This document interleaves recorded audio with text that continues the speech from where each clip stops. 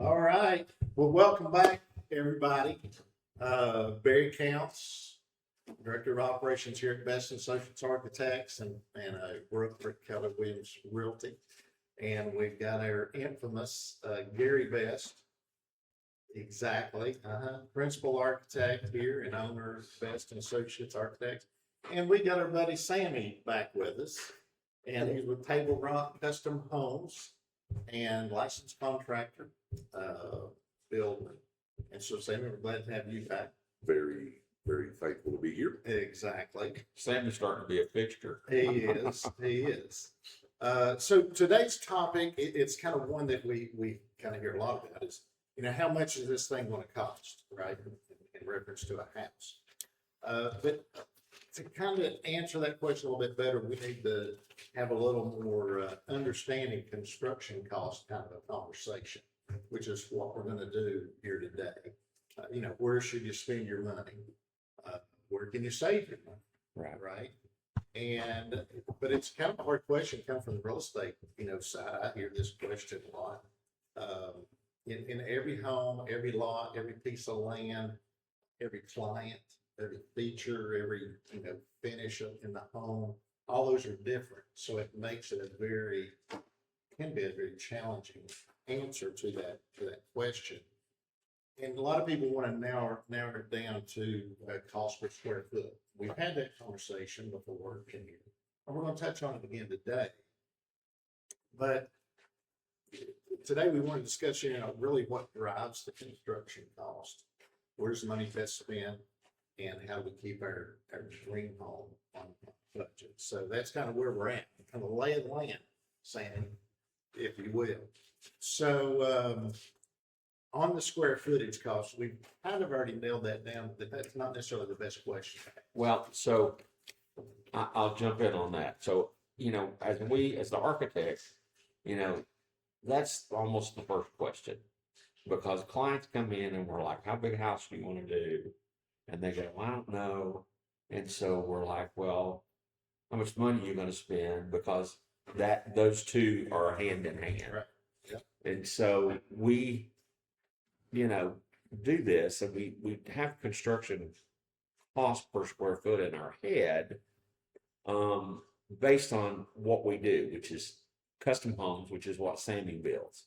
And so that you're a little better handle on those. Those are not tract homes. Those are not one that you're gonna go in a subdivision and, buy their, built 400 down the street. Right. And if you're drunk, you can't find which one yours is because they all look the same.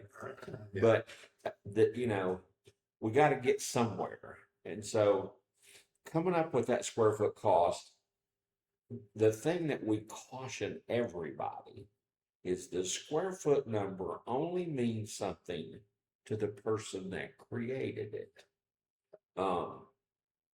And it's like, I may multiply it times the heated space. Sandy may multiply it times everything under roof. Another guy says, hey, I do it this way.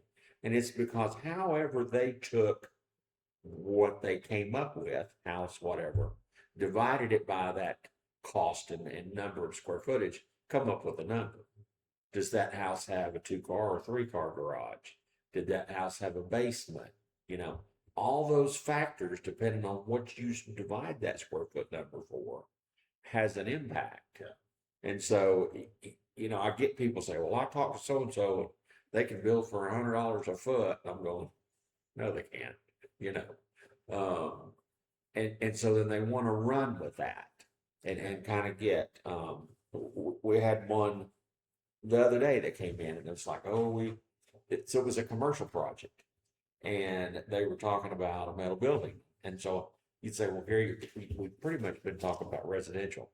So I'm gonna highlight this for just a quick second, because one of the fads floating out there is this barn dominium.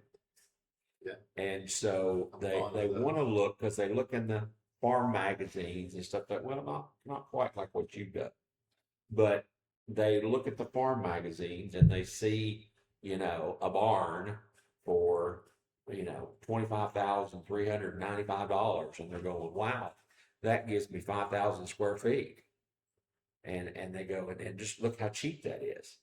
And so we had a guy in here and he was like, hey, I talked to a guy and he could build a metal building for $50 a foot. And I said, I'm happy for you, because that's the skin.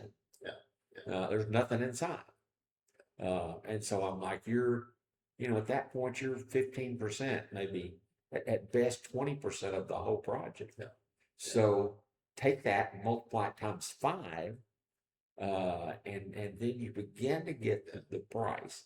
So those square foot numbers or pieces of those that people look at, and then they think that they got a grasp on what the house is going to cost. Yeah. A few years ago, of course, we've been involved a lot in Pigeon Forge with cabins and stuff like that. And so there was a big run on a bunch of developments in Pigeon Forge. And they had companies that sold log cabin packages. And so same thing as the metal building. And so they would say, hey, we're going to sell you a log cabin package for, $15,000. And they're like, wow. And they go, man, we include the windows in that and the roof and all that stuff. And so people are thinking, wow, there's just not a whole lot left. Well, what they failed to tell them is that was the log sitting on a foundation and on a floor system that somebody else built. So that wasn't included in that package. And oh, by the way, it might have been windows and stuff on the outside walls, but no walls and doors inside the log cabin. But you had to build that, and then you had to plumb it, then you had to wire it, And so they would buy these packages and think, hey, we'll double or triple that, and we'll be in there. Well, so they go to the bank and they say, hey, this cabin package costs $25,000. Another $50,000, we can finish it. The problem was it was $100,000 for them to finish it. So then suddenly they run out of money. Yeah. And they're sitting there with a cabin half done and going to the bank going, oh, look, sorry, we were out of money. Yeah. Well, then the bank's hung because they've loaned them this amount. They might not qualify for any more, but the bank doesn't want a house half finished. So they had to throw money at it to get them to finish the cabin to have the value. So I caution that when people want to try to get pieces of the price or square foot numbers and things like that, when they don't necessarily know how much that is in the total package. Right. So Sammy, from your perspective, builder side, what are some of the biggest factors that come into play? Well, site conditions, depending on, where you're building with, you're on the side of a mountain or if you're on a solid rock, all of that. Yeah. The finishes can make a big, certain things, they are what they are. There's nothing you can do about it. Right. You can't, but then, the homeowner comes into play a lot on finishes and stuff like that. You can buy $200 window or, $10,000 window. Or some crazy architect puts 40 Or windows. you get an architect that that's demented in certain ways, and you look and it's windows. Yeah. I don't have a house. I'm building a bubble. He's building a few walls to hold up all the windows. Exactly. His initials, Gary West. Yeah, I don't know. I'm not gonna say. Yeah. Okay.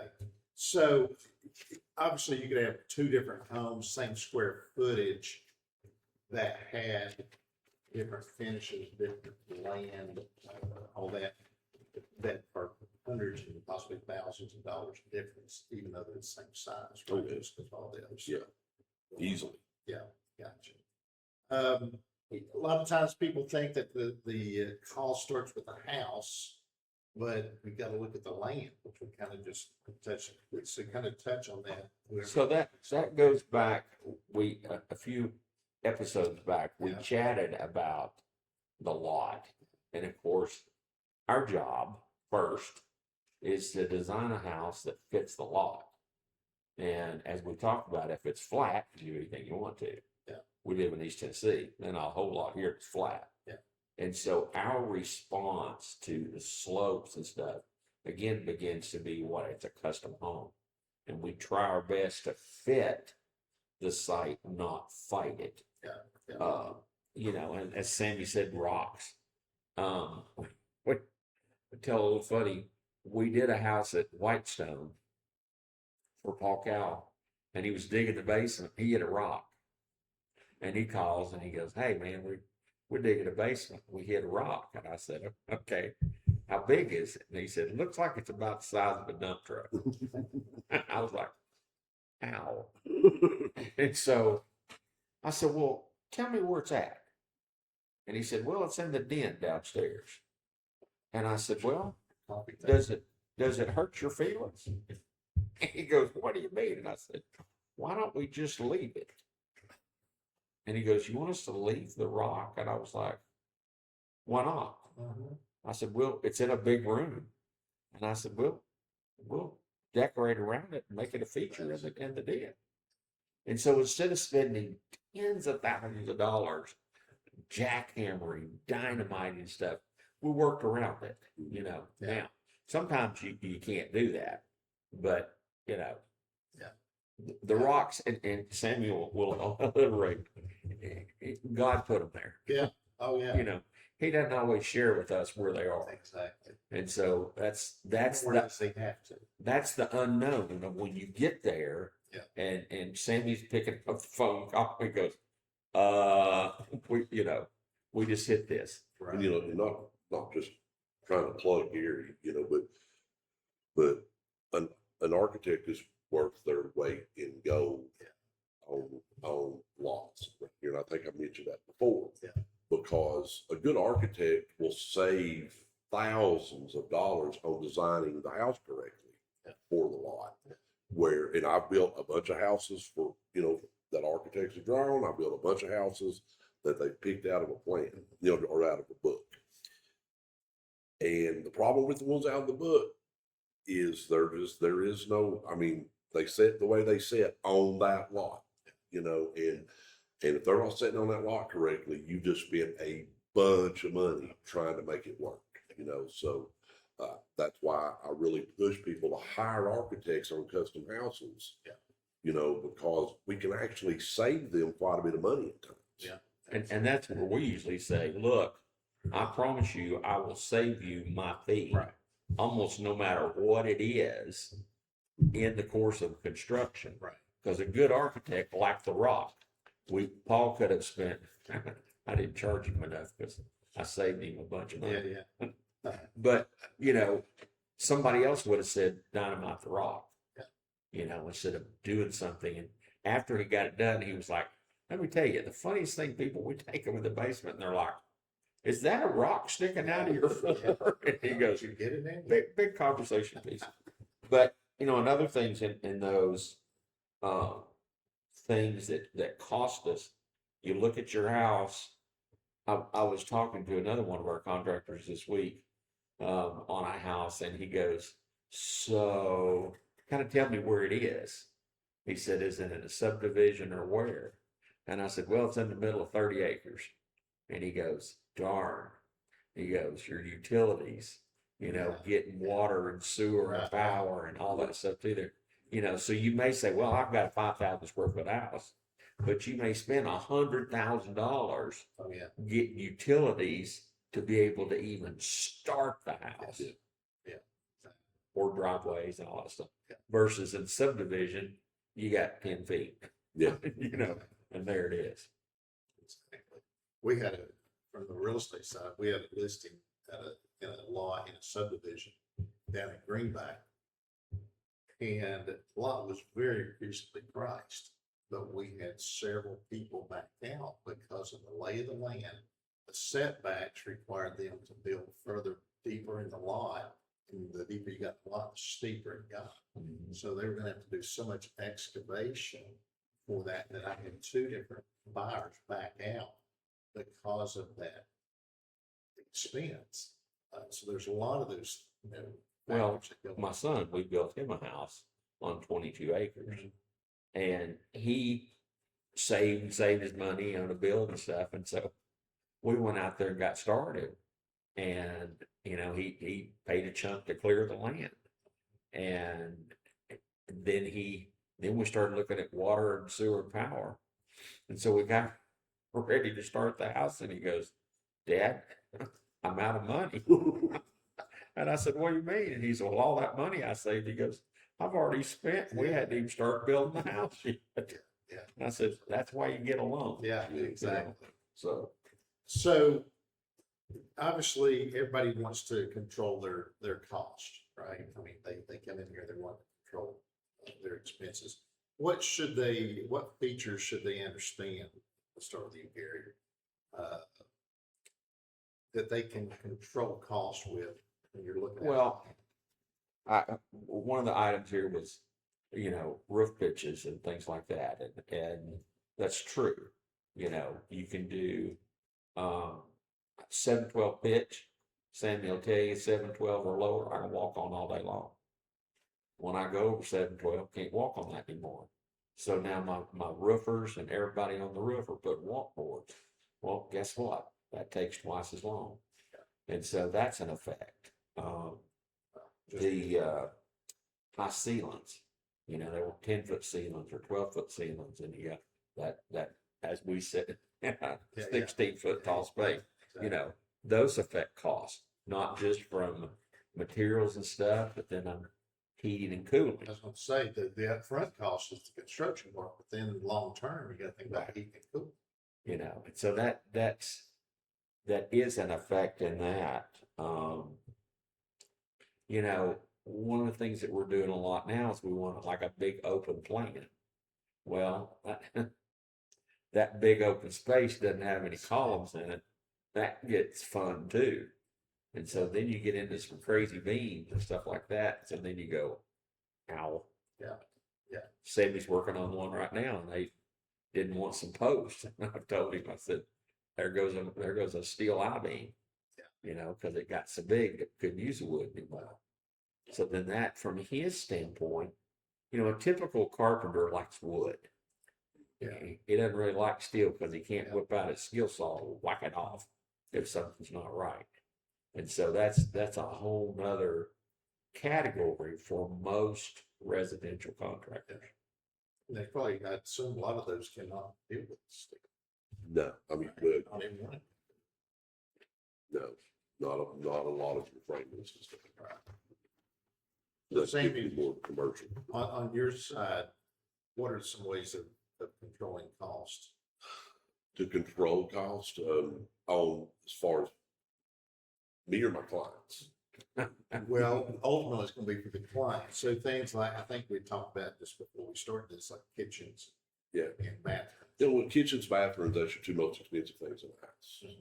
You know, that's where you're going to spend the most money at. You know, a lot of people have the misconception they've got a 5,000 square foot house and they want to cut the price because it's costing too much. So they take a foot off of this bedroom, a foot off of this bedroom, a foot off the that bedroom, and now we're at 4,200 square feet. So okay, at whatever $350 a square foot or whatever it is, so it saves that. Well, no, it don't. You took nothing out of the kitchen, nothing out of the bathroom.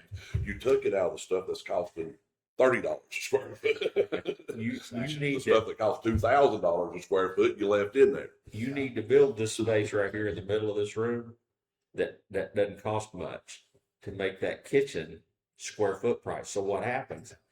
For example, watch the TV show Tiny Homes. Yeah. And you look and see what they end up, those houses. Those crazy houses end up like $800 a square foot. Mhm. And it's because you're not building the space in the middle of the dining room or the middle of the living room to give you some cheap space to offset that expensive space of the kitchen. There can be huge differences in like cabinets. There can be a massive difference, in some pretty high-end cabinets compared to, there's some Chinese companies that make cabinets that, you only have 3 or 4 options. Yeah. But if you're willing to deal with those 3 or 4 options, and they are significantly less, and a lot of the bells and whistles that you can put in cabinets and stuff, all of that can make some pretty significant difference with windows. Yeah. Can make a big difference.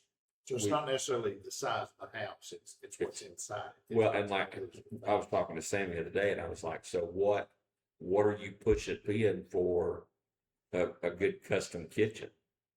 And I had to get my nitroglycerin tablets out because when he told me I about had a stroke, and I was like, seriously?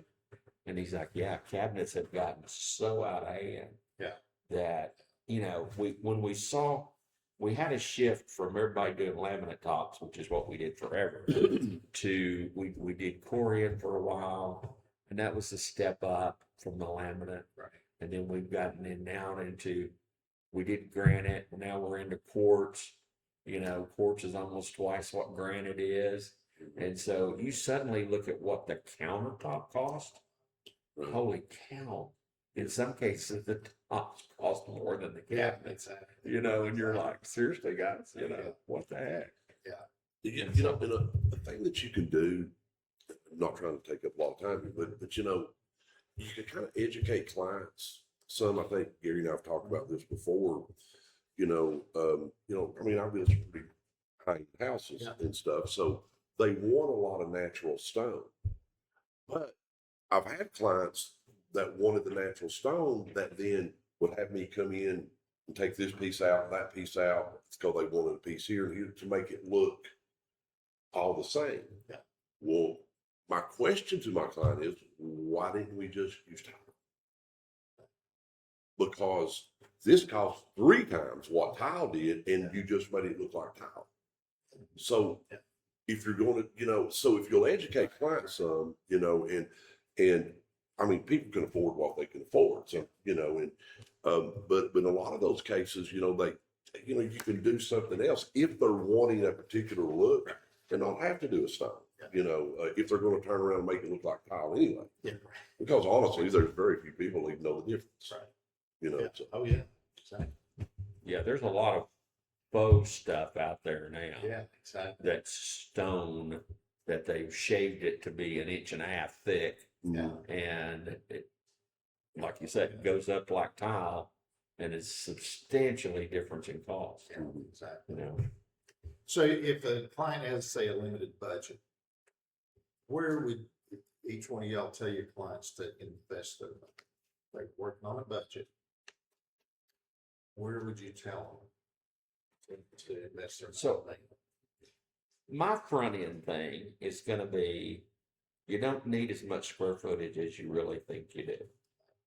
I mean, Sammy will attest to this, me too, because we've both downsized our houses to, substantial square footage. And everybody's like, I want a master bedroom that's 24 by 24. And I'm like, are you going to park your pickup truck in there? Because what do you need that much stuff? You go in there and sleep. Mm-hmm. We spend a third of our life in the bedroom. And guess what?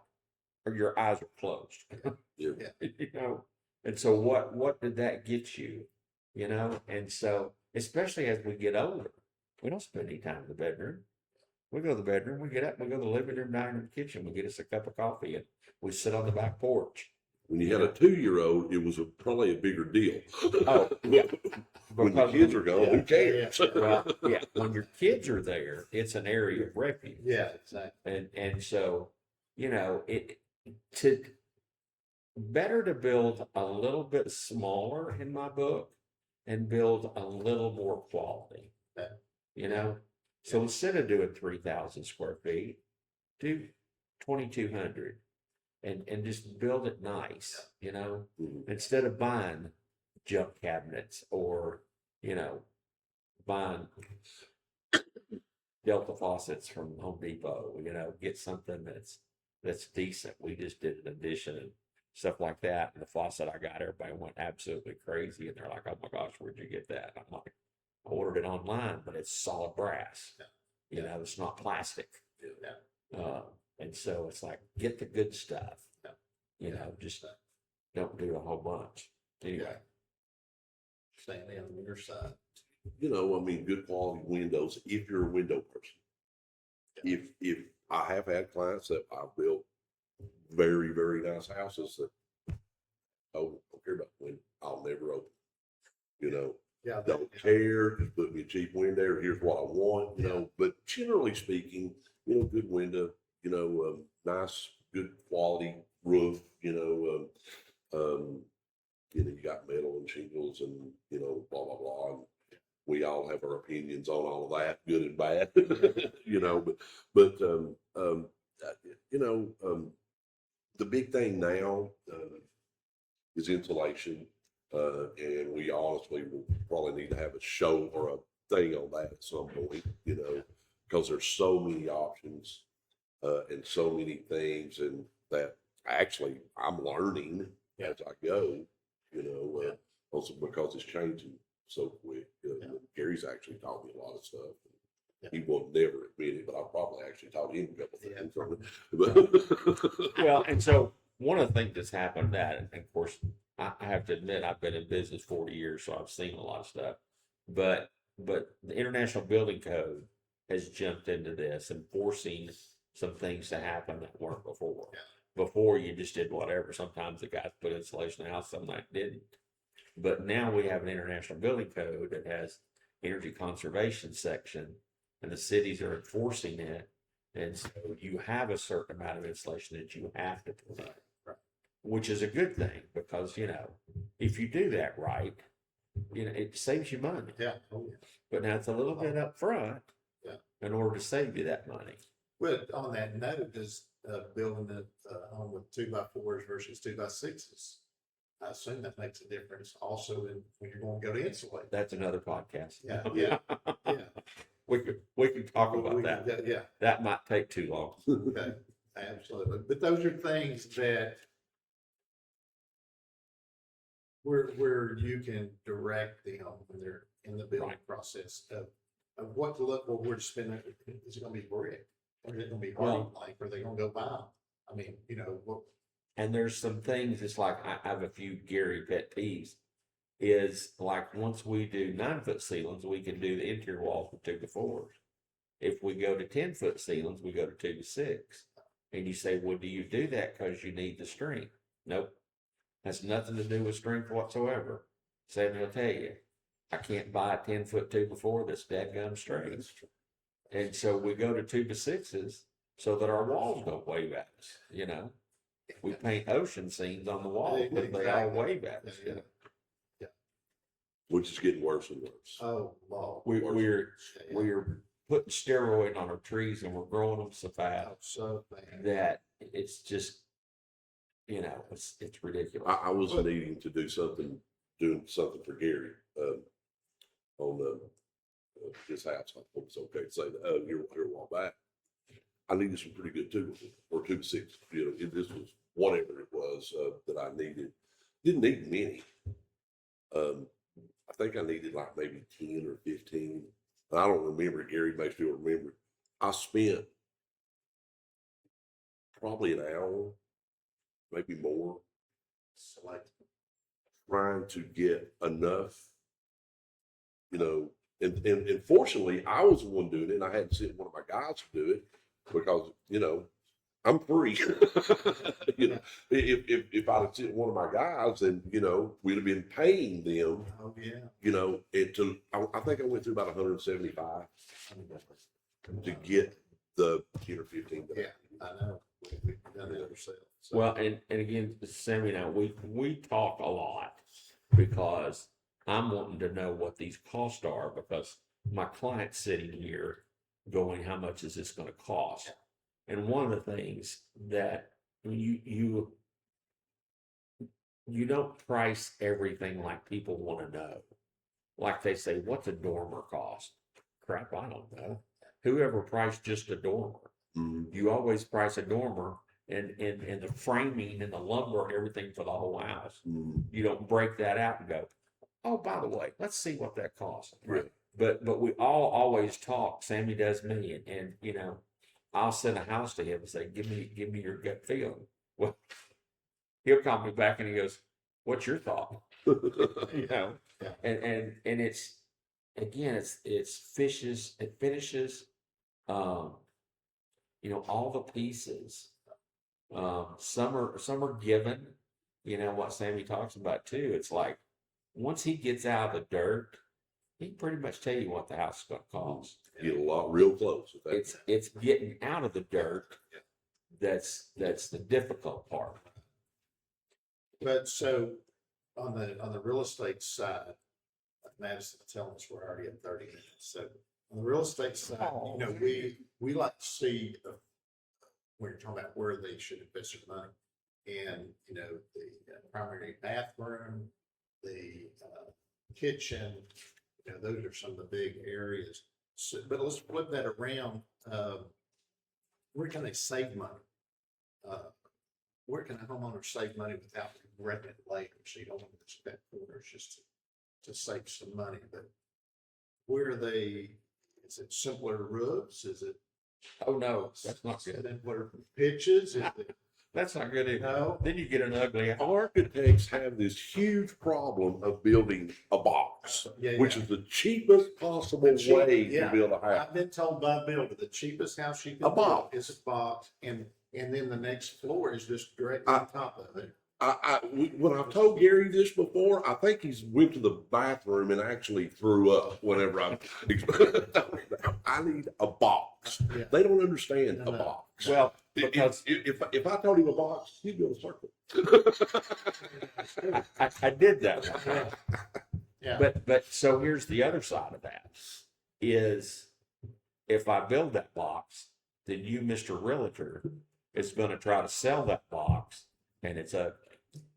If we show a house that we took down here, that back when we had the hailstorms, that the roof got messed up and the girls wanted to, well, since we're having to fix the roof, let's dress it up. And I took it and did my little stroke across the front of it. And as I tell everybody, I said, if you drove by this house before, you wouldn't get mama out of the car because she wasn't going to go in and look at that house. When I got done, she would jump out before you stopped the car. And so there's an aesthetic appeal to those things that makes the value, and I'm selling makes the value in the house, for those few roof pitches. Yeah, to be fair, Gary, I'm just tormenting him. I understand. Most people that want a box are never going to hire a contractor. Yeah. I mean, that's a different market, Oh, per yeah. se, than what, they're typically not going to come in and be looking for. Yeah. That's the plan book. You're exactly right. But it still doesn't mean that I can't give you work. Yeah, no, you need to.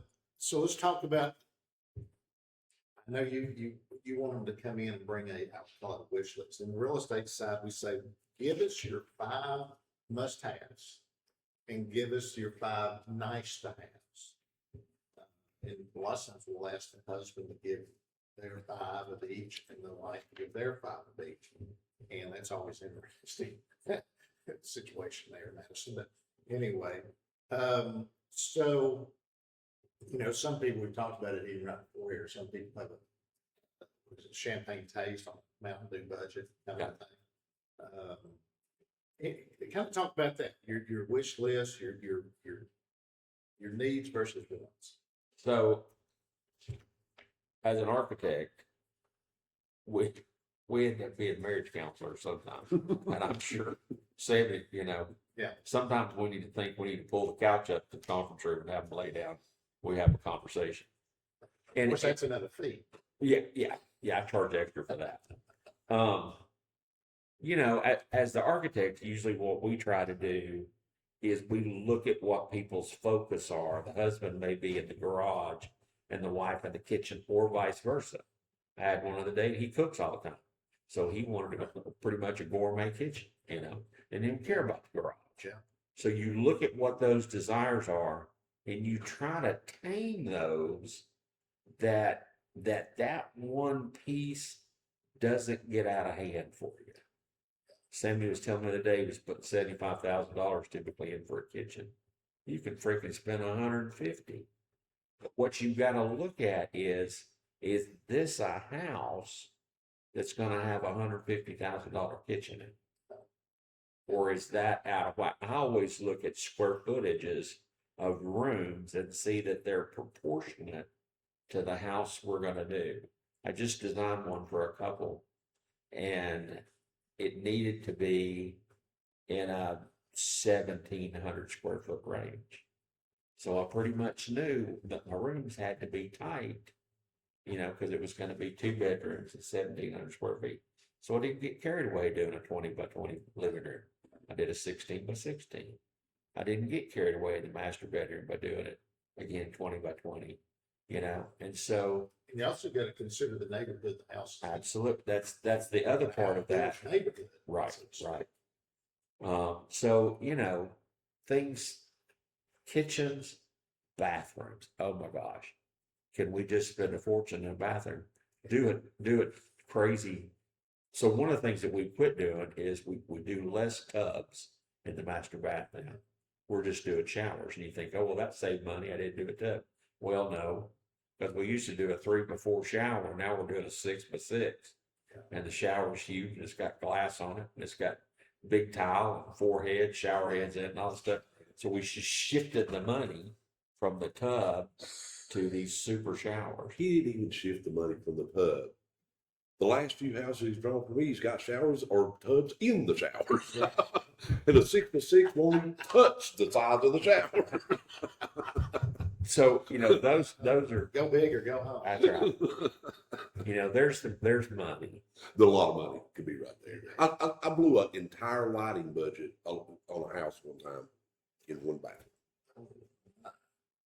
Lighting. The entire lighting budget. They put a particular chandelier in a powder room.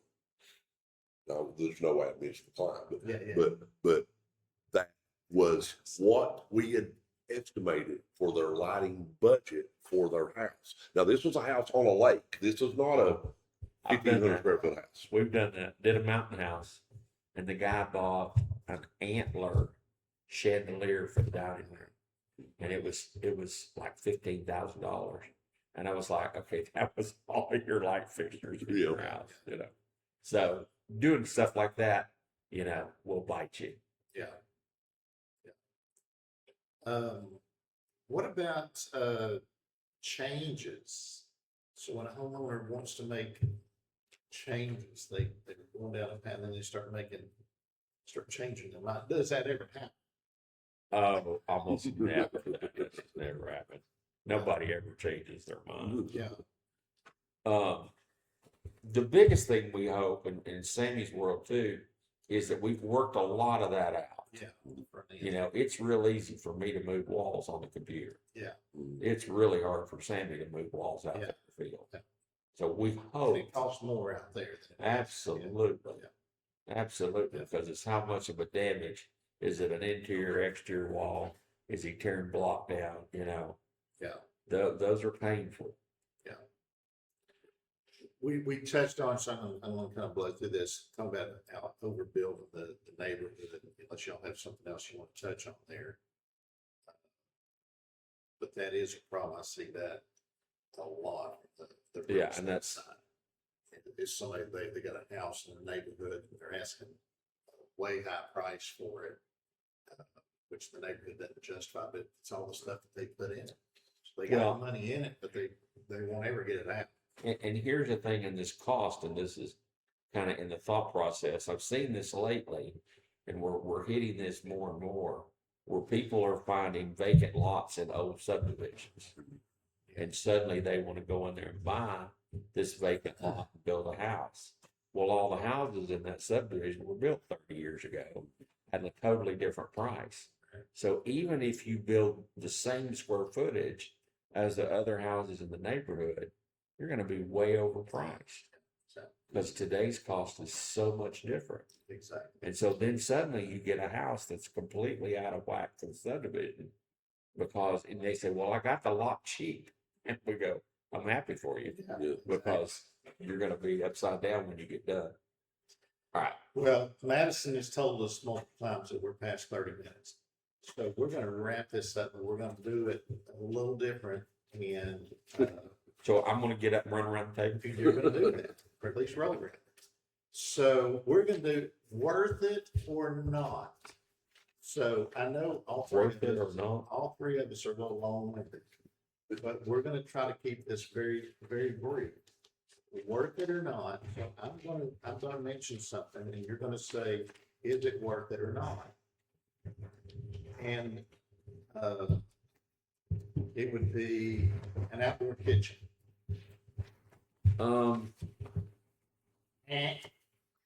Yeah, see, if, Funny, who built one? yes, if you're an outdoor person. Okay, If you're an indoor person, absolutely not. I mean, I built a grill pit, you know, Yeah. and so, but I love to grill, Right. right, you know. right. 3-car garage, Yes. worth it or not? Yeah, again, I just built one too. Yeah. And it's like, I have 3 cars, you know, but not a lot more money to build that 3-car garage than it is a 2. I mean, you know, you're pretty good ways in that. He's terrible. Yes and no question. Yeah, I know. And I think what some of these are gonna do is develop into a separate podcast. I'm But, sorry. laundry room on an upper floor with the bedrooms. Horrible decision, I knew he was gonna say that. because he's heard me talk about Yeah, that. exactly. Because everybody wants to put it upstairs because that's where all the pretty clothes are. Yeah. But guess what? How much time do you spend upstairs? My contention with that is you get up in the morning and you put a load of clothes in the laundry room and then you go downstairs. You don't stay So upstairs. go downstairs to the kitchen. And so you go down there. So then every 30 minutes, you're running back upstairs to change a load of clothes out. And I'm like, you're going to run up and down the stairs 14 times in a day. Yeah. When if you just kick them down the stairs first thing in the morning and do them and make kids take them back upstairs at night. Yeah. It's that simple. But now, We had a house that had 3 levels and the stairway was in the middle and you could see from the top to the bottom. oh yeah, And that was our laundry chute. oh And absolutely. so you'd be walking up the steps and time you get dirty clothes and falling on your head. It was lovely. Spray foam insulation, worth it or not? Yes. As the way we build right now. One Yes. once. Yeah. I have problems with the spray foam in the sense I think that we're encapsulating studs and structure that then can't breathe. And if moisture gets inside of them, it's trapped. Similar to the EFIS world that we got into when it first came out, it was waterproof both directions. Nobody paid attention to that. Moisture got in the walls and the walls rotted and molded. So I'm a little concerned with us spraying that stuff and what happens behind it because I can't see it. Gotcha. Metal roof.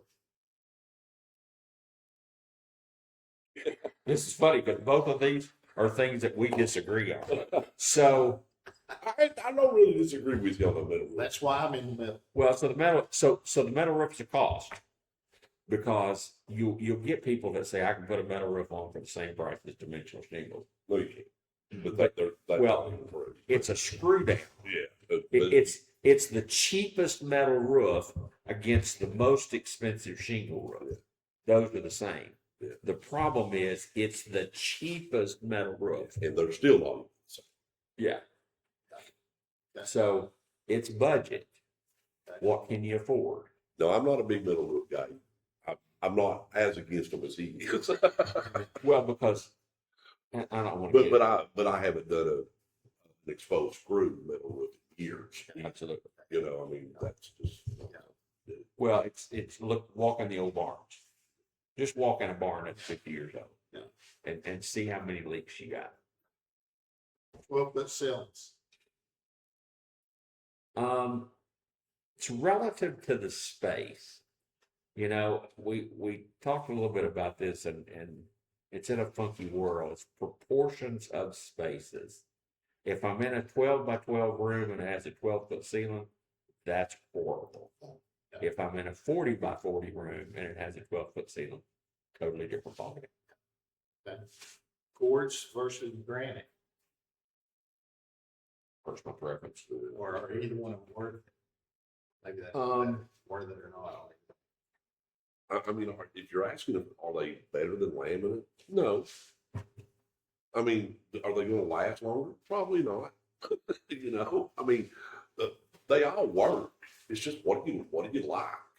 You know, I mean, I'll pour out kitchens, with laminate in them that was built in the 30s. Right. Or, and the laminate's still okay. I mean, it's just what you like. Yeah. What you good for. The laminate's gonna be, it has potential to be a little dated, but guess what? I can change it, Yeah. because I only spent $1,000 for it. Yeah. If I spent 10,000 on granite or quartz, Yeah. guess what? I'm not gonna Yeah. do. You can change it cheap, You're not gonna change The it. worst one of all of them is corny. Because you look at it wrong and it scratches. So. Couple more, basement, crawl space or slab, Yes, and on the. that's on the site. Yeah, that's all. Sometimes I got a basement, sometimes I don't. Yeah. Floors, hardwood, tile, carpet, All the above. I'm I mean, I'm hardwood tile is your more, a hardwood kid in living space, but if you're in a workout room, if you're doing a workout area for somebody, you don't, that's, you want to put a different kind of floor. And if you've got dogs, they're hard on hardwood It's hard on floors. hardwood. See, so there's conditions, I'm pretty much tile in the bathrooms. Yeah. I mean, I like tile. It's a good product. You can spend some money, but, living space, it's here in our office. You may not see it from the picture, but I love our hardwood floors here. Now they're real. They're not an engineer. Our floors in here was put down in 1957. And I like the real stuff because these floors have been refinished at least 4 times. Yeah. We still got wood to refinish again. Exactly. That's cool. Last one, then we'll wrap it up. For decking, Trex or pressure treated planks? No comparison to what, Trex is to pressure treated. It's just, there's also no comparison to the price. So you got, it's all depending on the money you got. The Trex is more expensive, Oh, it's Yeah, all the in the same pressure- chemistry. but does it last long? Oh, yeah.